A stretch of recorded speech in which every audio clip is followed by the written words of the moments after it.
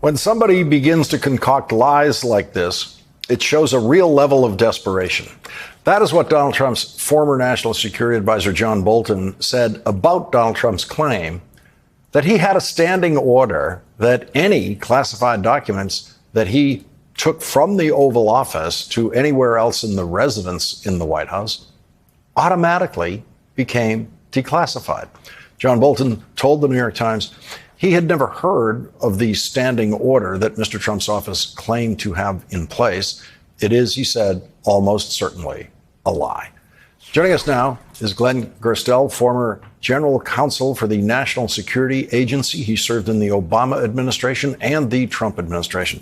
Thank you very much for joining us tonight. Let me begin by saying I don't know anything about classification law, and I'm not sure how much of it, as regards the president, is actually written in federal statute, and how much of it is tradition, how much of it is a sort of set of assumptions and rules. We've discovered in so many other areas of government that what we thought was rock solid turns out to be, to a great extent, gentlemen's agreements and things that are not written in law as solidly as we thought they were. What do we need to know about what is written in law about the president's authority on classification and, in this case, instant declassification? Well, you know, since the time of President Truman, we've had a detailed procedure in place for protecting our nation's secrets, the secrets that we need to keep our nation safe in peacetime and in wartime. That's enshrined in statutes, in executive orders that have been honored under both Republican and Democratic administrations, in intelligence community directives, Pentagon manuals, and so on and so forth. There's a rich system in place for determining when to classify something and how it should be classified, including as applies to the president himself, as well as declassifying. That's the other side of the coin, to make sure we're not releasing something that's inappropriate. As you would expect, these provisions relate mostly to lesser officers than the president. We don't really need to have a particular provision directed to the president himself or herself, because it's obvious that they would be following the law. And for 200 years, we've had a republic in which the president has followed scrupulously the laws and conventions and takes an oath of office to do just that.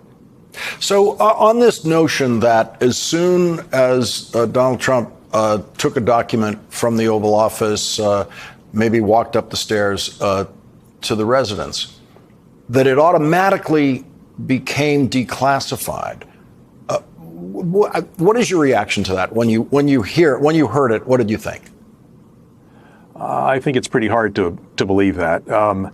First of all, let's assume, just for argument's sake, that he in fact had such a standing order, even though apparently no one seems to be aware of it or can find a copy of it, and his former chief of staff, who would certainly be expected to know of it, wasn't aware of it.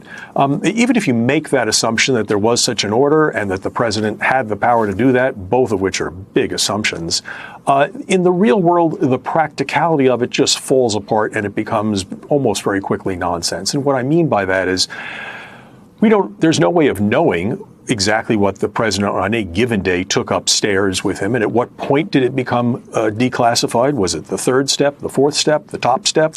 What if he decided to come back downstairs and bring a piece of paper downstairs? I'm picking sort of somewhat silly examples because my point is we have no way of knowing exactly what was covered by this. And why is that important?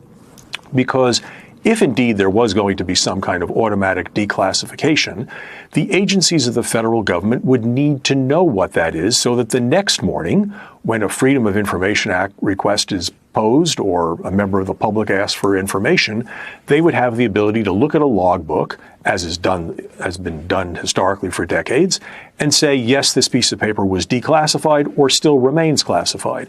And if we simply have a system where at the whim of someone, a piece of paper might or might not be subject to that, and we have no way of knowing, we can't tell afterwards, we're not going to have an effective way of safeguarding our nation's secrets.